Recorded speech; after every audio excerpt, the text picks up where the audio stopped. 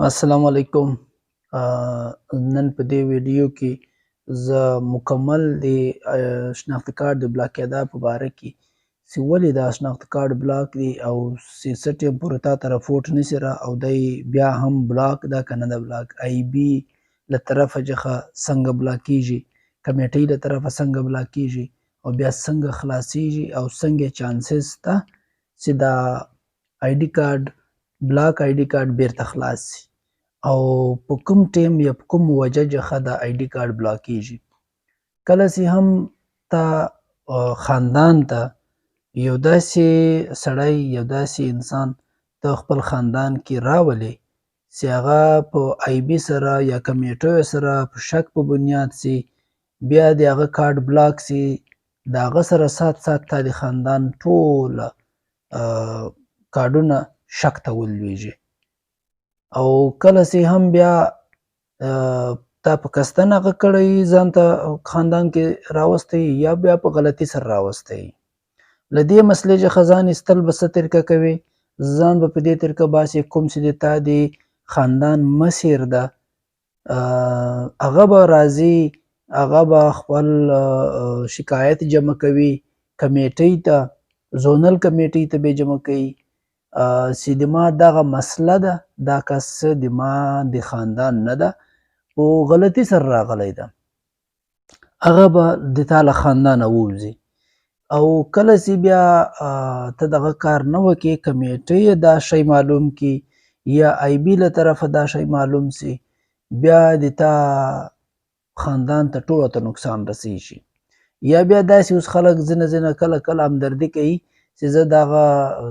انسان دا سړی خپل خاندان کې شامله کوم څه طریقه ده، هغه که تاسې بیا دغه کوشش وکړه اوس خاندان کې مې داخلاوه شناختی کارت هم ور جوړاوه خدا نخواسته هغه تا ته دا بیان نه وي کړی چې د ما مهاجر کارت جوړ ده، افغاني سټیزن کارت مې جوړ ده او هغه کارت دی ګوتې ولګوي هغه ښکاره سي د تا ټوله خاندان بلاکیږي، ټوله خاندان شناختی کارتونه دې بلاکیږي او بیا ډیر شناختی کارتونه داسې دي شکایتونه ماته را روان دي چې زموږ آی بي له طرفه څخه یو جواب نه راځي، آی بي څه ټیم ته انکوایري کې واچوي بیا تا ته دی نوټس درکوي ورغواړي دي آیا میسج درکوي کال درکوي ته نه یې ورغلی ځان تصدیق دې نه یې کړی ځان خپله صفایي دې نه یې پیش کړی له آی بي سره بیا دغه اپشن ده چې دوی تا بلاکوي چې بلاک یې کړې دی تا ته جواب نسته نو خو بلاک یې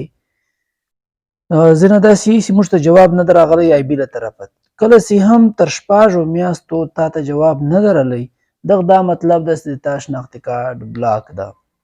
اوس به دا ټوله شناختی کارتونه خلاصوو څنګه کومه ترتیب به ورته کوو څه طریقه خلاصیږي آخري لاره یې څه ده، له نادره سره خو دغه اجازت نسته په خپله باندې چې دی تا ته شناختی کارت بیرته بلاک شناختی کارت در خلاص کړي یا ور په ریکارډ کې دا شی راغلی چې دا شناختی کارت بلاک ده بیا نادره سره دا پاور نسته جورسډکشن نسته چې دی د تا شناختی کارت د عدالت له اډره بغیر در خلاص کړي، عدالت اډر به راځي بیا به د تا شناختی کارت خلاصیږي په یو قانوني طریقې باندې هغه به داسې خلاصیږي چې ته به خپل ریکارډ پیښوي خپله صفایي به پیښوي کومه صفایي ستا کمیټیانو ته پیښوله پکار وو کومه صفایي چې تا آی بي ته پیښول پکار وو هغه خو تا پیښ نه کړل اوس به ته دغه خپله صفایي عدالت ته پیښوي د وکیل په طرز په یو وکیل په ذریعه به پیښوي نو بیا به خدای مهربانه دی ستا اډر وسول بیا به تا ته شناختی کارت جوړیږي او اډر به کوم ټیم چانسز زیات شته چې تا په حق کې اډر راسي کله چې هم د 1978 ریکارډ له تا سره وي او ته دا شی ثابتوای چې زه په 1978 کې دلته یم او د ما دا بچیانو پیدایش دلته سوی ده زه دلته پیدا سوی یم یا د ما کوچنیان دلته پیدا سوي دي 1978 ریکارډ سمیت دا ته پیش کې هغه که بیا یو کاغذ در سره وي که یو راشن در سره وي د 1978 له دې وجې ضرورت ده چې 1979 کې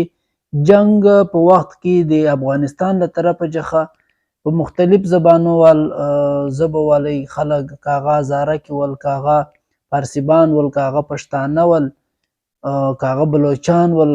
که هر شکل کې ول که هر ژبې څخه تعلق لرو هغه راغلي پاکستان ته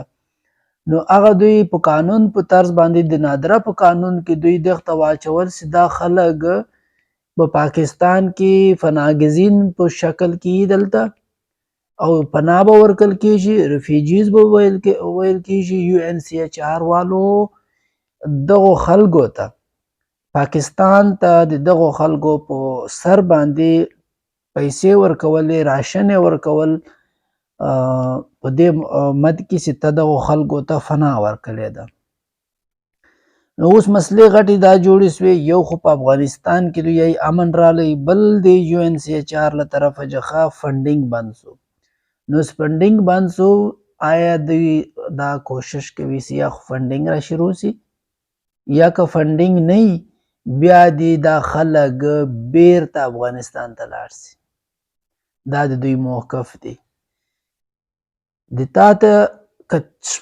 اوس زه تفصیل دا درته بیانوم چې که چیرې تا ته په شپږ میاشتې کې د ایبي له طرفه ریکارډ نه راغلی جواب نه راغلی دغه دا مطلب ده چې د تا کارډ بلاک ده جواب په انتظار یې مه کښېنه او د تا شناختي کارډ د تا د شک په بنیاد باندې بلاک کیږي تر ډیره حده پورې چې ته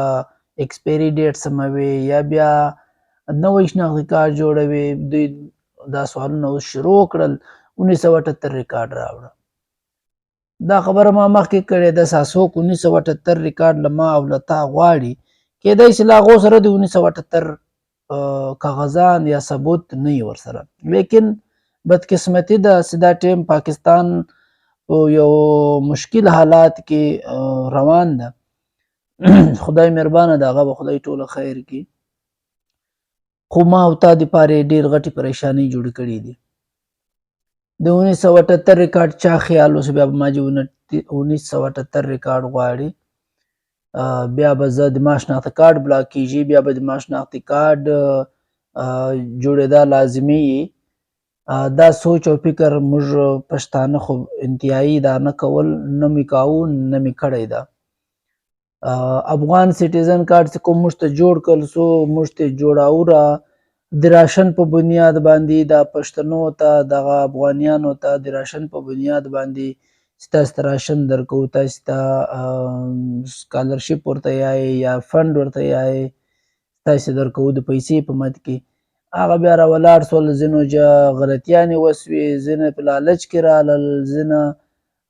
ځان ته بل سوچ او فکر لارو هغه کارډونه جوړ کړل ځان ته پریشانۍ جوړې کړې دا کارډونه اوس که چیرې 1978 ریکارډ لرئ د 1978 د ریکارډ په بنیاد باندې د تا شناختي کارډ جوړېدا دپاره هم ترتیب جوړیږي او د تا دغه افغاني کارډ دغه POR کارډ دا ختمېدای سي اوس ډېر پښتانه دا سوال کوي چې د ما پیدایش دلته سوی ده ما واده دلته سوی ده کوم وخت چې 1979 کې ریفیوجیز خلک رالل د پاکستان یو قانون د نادره دپاره دا قانون جوړ و چې د پیدایش په بنیاد خو د پاکستان دا قانون جوړ ده چې پیدایش په بنیاد به افغانستان د پاکستان خلکو ته په پاکستان کې چې پیدایش وسي هغو ته به شناختي کارډ جاري کیږي لیکن بیا کوم خلک چې د افغانستان رالل هغو دپاره دا خبره تفصیل ولیکله باقاعده په قانون کې چې کوم چې دغه پناهګزین خلک راغلي دي پاکستان ته یا راځي دغو ته به د پیدایش په بنیاد باندې هم د پاکستان کارډ نه جاري کیږي د پیدایش په بنیاد باندې د واده په بنیاد باندې